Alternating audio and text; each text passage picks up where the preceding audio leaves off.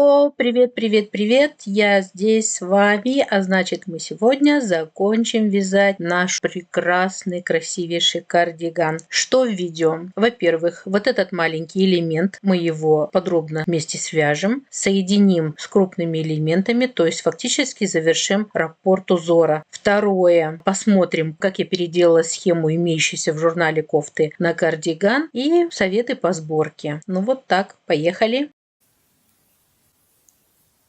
Вяжем воздушную цепочку из 6 петель.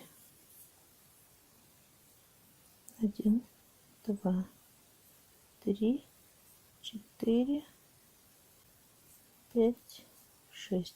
Готово. Соедините оба конца с помощью соединительной петли.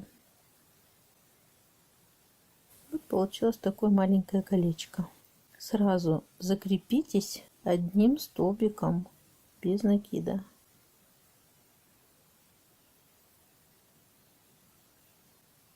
Теперь провяжите одну воздушную петлю и начинаем формировать рисунок. Рисунок первого ряда будет состоять из 4 лепестков. Каждый лепесток будет состоять из 3 столбиков с накидом с общей вершиной. То есть мы должны провязать 3 неполных столбика, а потом их объединить одной вершиной. Один у нас сформировался за счет петли подъема, второй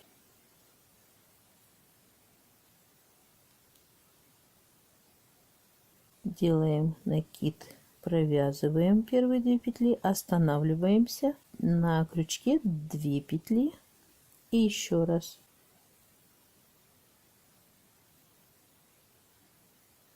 Все, у нас 3 петли, и теперь общая вершина 1. Все, закончили. Вот такой лепесточек. Далее вяжете цепочку из 5 воздушных петель. 2, 3, 4, 5. Готово. Теперь опять возвращаемся к нашему кольцу и вяжем 3 столбика с накидом с общей вершиной. 1. Остается на крючке петля от воздушной цепочки из 5 петель. Первая петля от первого столбика, вторая петля от второго столбика и третья петля от третьего столбика. Итого 4 петли получилось. Теперь делаете общую вершину. Это у нас второй лепесточек, видите, уже 2. Теперь 5 воздушных петель. 2, 3, 4, 5. Далее продвигаемся. Формируем третий лепесточек. Хвостик этот тоже держите, его желательно спрятать, провязать. Первый столбик, второй, не до конца провязываем, третий. Вот видите, 4 петли, первая, вторая, третья, четвертая, и теперь все вместе. Вот 3 лепесточка уже у нас, 5 воздушных петель и последний лепесток формируем. Первый столбик, второй, третий,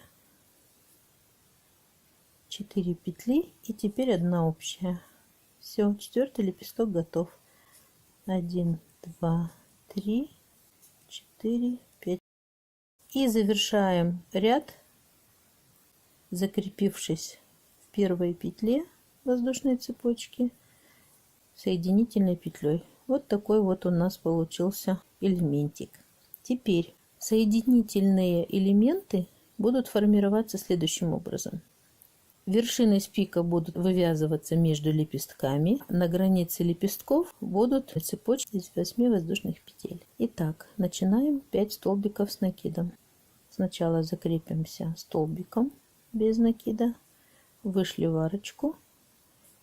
Теперь 2 воздушных петли подъема. И теперь еще 4 столбика с накидом. 1,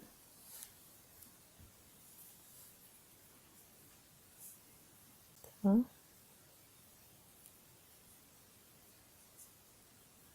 3, 4. Учитывая первый столбик, у нас получилось 5. Теперь 1, 2, 3. Идем на элемент пика. Вытягиваете петелечку. Так, это изнанка. Берете любой первый хвостик, который видите, и начинаете привязываться сюда. Заводите крючок в пику. Протягиваете петлю. И начинаем соединяться. Одна петля. Через вторую петлю цепочки протягиваете нить, формируете пико. Еще одна петля. И еще 5 столбиков. Все как и в том предыдущем элементе. 1,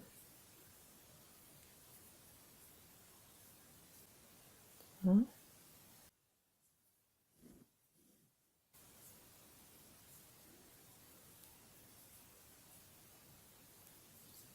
3, 4, 5.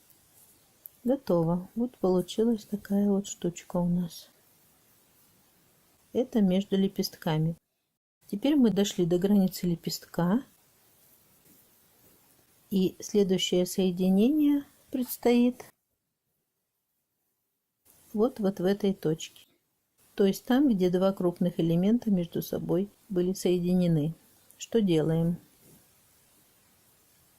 1, 2, 3, 4. 4 воздушных петли.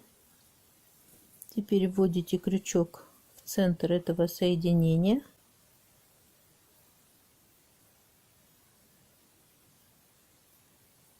Протягиваете сюда петлю, которая у вас четвертая связалась.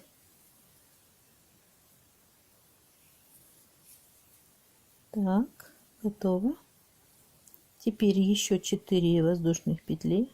1, 2, 3, 4.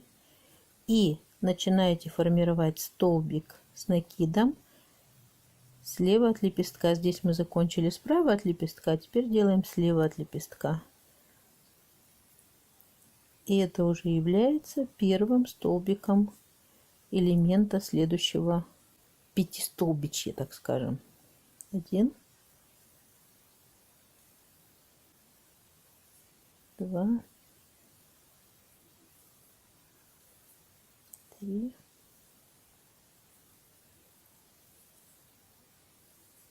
4, 5. 5. Теперь 3 воздушных петли. Вытяните петельку для удобства. Теперь смотрим дальше. Где у нас следующий хвостик тут? Вот он. Видите? Вводите туда крючок. И воздушную вот эту вот петелечку затягиваете в острие. Одна петля провязывается через вторую. Делаете пико и сворачиваете его. И еще одна петля. Все, закончили крепление. 5 столбиков с накидом.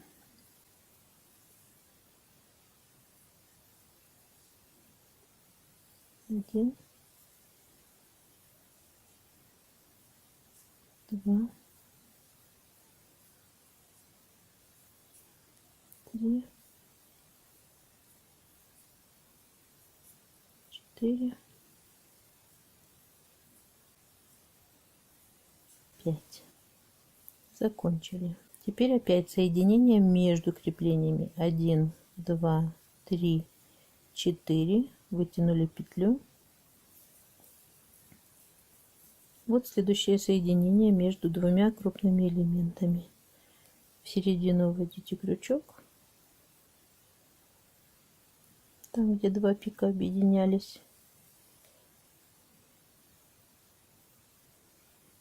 Вытягиваете через них петелечку,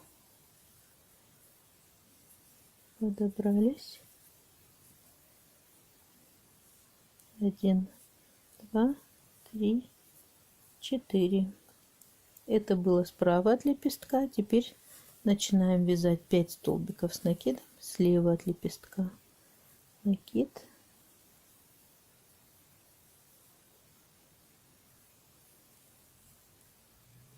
Один, два, три,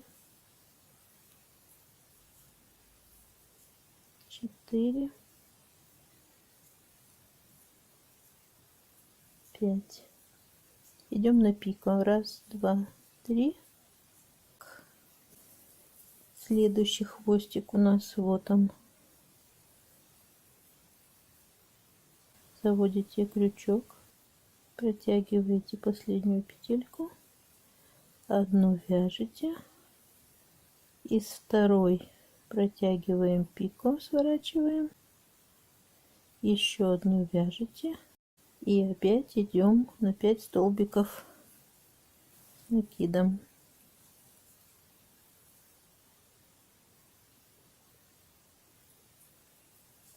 Один, два, три, 4, 5. Это мы подобрались опять к лепесточку. Значит, здесь будет 4 воздушных петли. 1, 2, 3, 4. Так, смотрим, где следующее у нас соединение. Вот оно. Заводите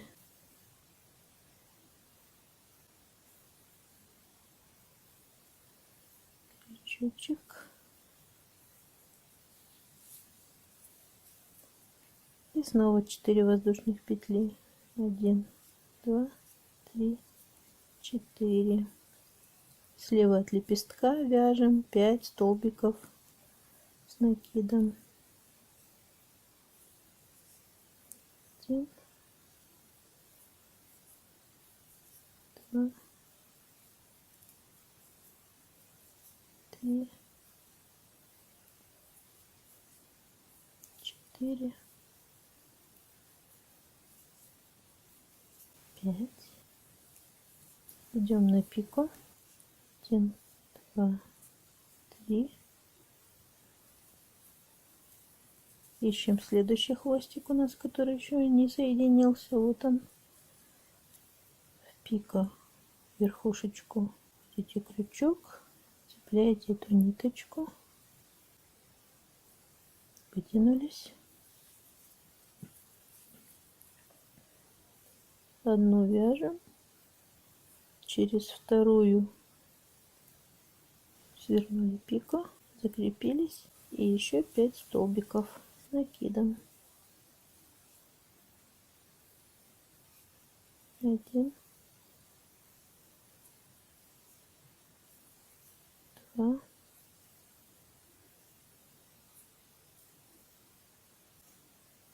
3,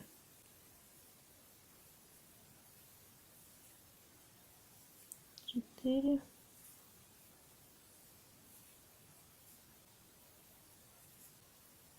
5.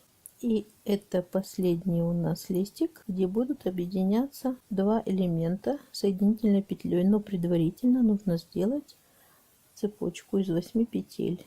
1, 2, 3, 4.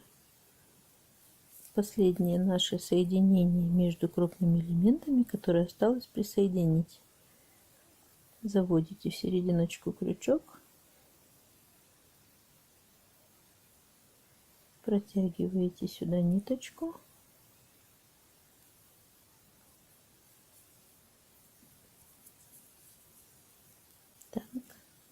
теперь 4 воздушных петли.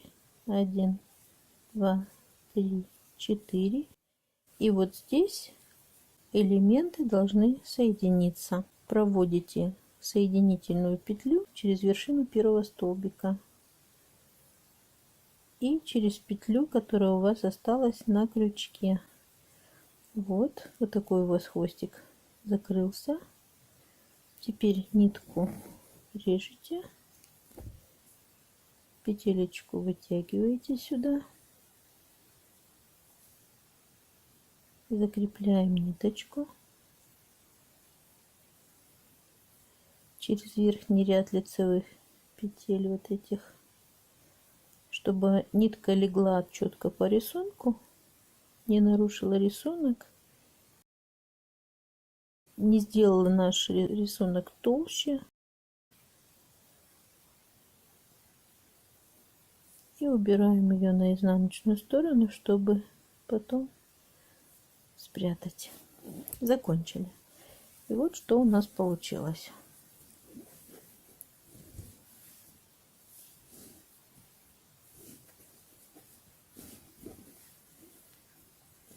На первый взгляд кажется, что не очень красиво. На самом деле смотрится изумительно. Ну, когда отпарится. Вот здесь тоже, где пика, оно вот идет соединение, а где между лепесточками получается вот такой вот треугольничек. Вот так красиво получается. Ну, оно, естественно, все отпарится, растянется, разровняется и будет очень красиво. Далее по схеме. Схему я вам тоже приложила. То есть, сколько вам необходимо ширину или длину кофты, столько и довязывайте элементов. То есть, допустим, если это у вас будет крайняя точка спинки, например, продолжаете вязать вверх и влево. Соединяете элементы здесь и здесь и между собой. Самое главное помнить о том, что бывают моменты, когда, допустим, соединяются боковые уже спиночки. Там нужно будет посчитать, сколько нужно оставить свободных арочек для того, чтобы связывать между собой элементы. Ну, по схеме, в принципе, это все видно, можно посмотреть. Ну вот, на этом все.